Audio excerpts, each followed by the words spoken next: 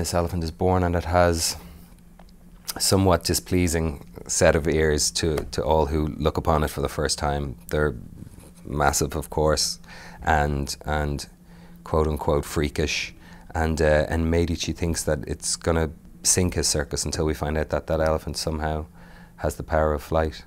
The kids find that out, my kids find that out.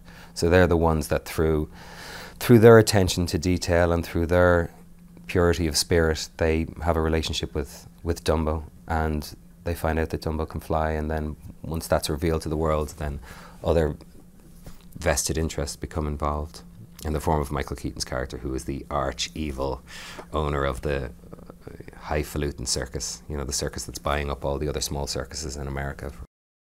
Tim is an absolute joy to work with and for. He really is, man. He's just, I don't know what to say about him. He's so intuitive. He's so, obviously the story is imbued with an incredible sweetness.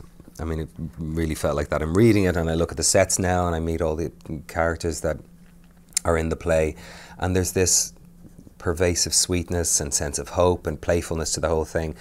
But it could dip into the realm of being too saccharine or kind of sickly sweet. You know, it could really just drop into that very, very easily, and Tim is constantly looking for just to pull it back, and I think he has a high regard for the audience and doesn't want to beat them over the head with the sweetness of the film.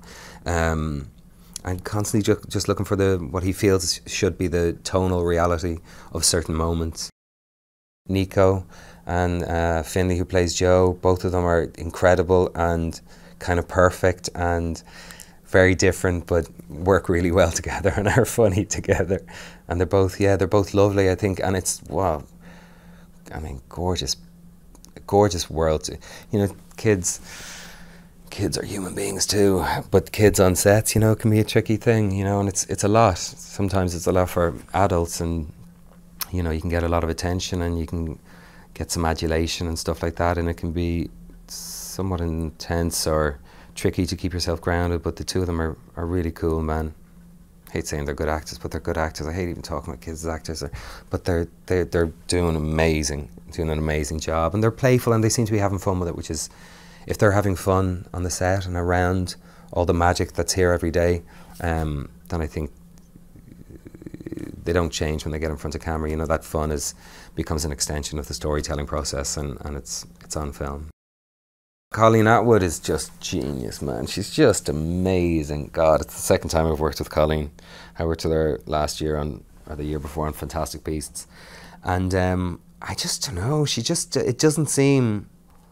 She just has such a breezy way about her, and you know, she doesn't seem to be struggling or under any pressure or stress at all. And the responsibility to costume and clothe the great numbers of people, because there's been days on the set where we've had, I think, 500, 600, 700 people, you know, background, foreground, circus crowd, gymnasts and artists putting on the show, and it's been extraordinary. And every single person, from the boys and girls to the men and women, and every single detail, every single little bit of linen, every fan, every sock, every shoe buckle has been period and beautiful and ornate where it needs to be ornate. This is just like nothing I've ever seen. I mean, from the ground on up, every corner, parts of the set that'll never be seen on camera, and the attention to detail. You know, it's just, you go in one door and it's one world, you go in another door and it's another world, and it's pretty astonishing, really. And it's great as an actor because it just allows you to inhabit the world. It just does, as you've heard before, I'm sure, it does so much of the work for you.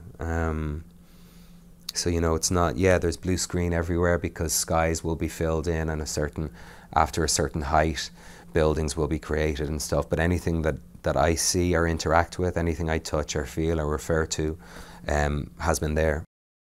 I hope, you know, my kids may get from it the same thing anyone gets from it, whatever the age may be, which is just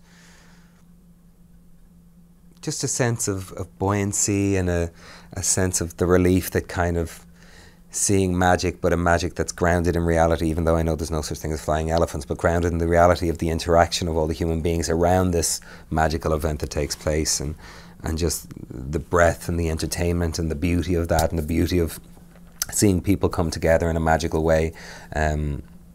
you know, if that can wash over people and if it can entertain them, that's enough, you know. Hey guys, it's Lisa here with a really cool list of 3 of the best classic movies to watch as a family. First up, The Sound of Music. Now who could forget the Ting Von Trapp family? Next up, Charlotte's Web, based on E.B. White's book, a classic about a spring pig named Wilbur who befriends a spider named Charlotte. And to close it out, Willy Wonka and the Chocolate Factory, the one from 1964 with Gene Wilder, not the one with Johnny Depp. What's your favourite classic family movie? Let me know below. And remember to click down here to subscribe.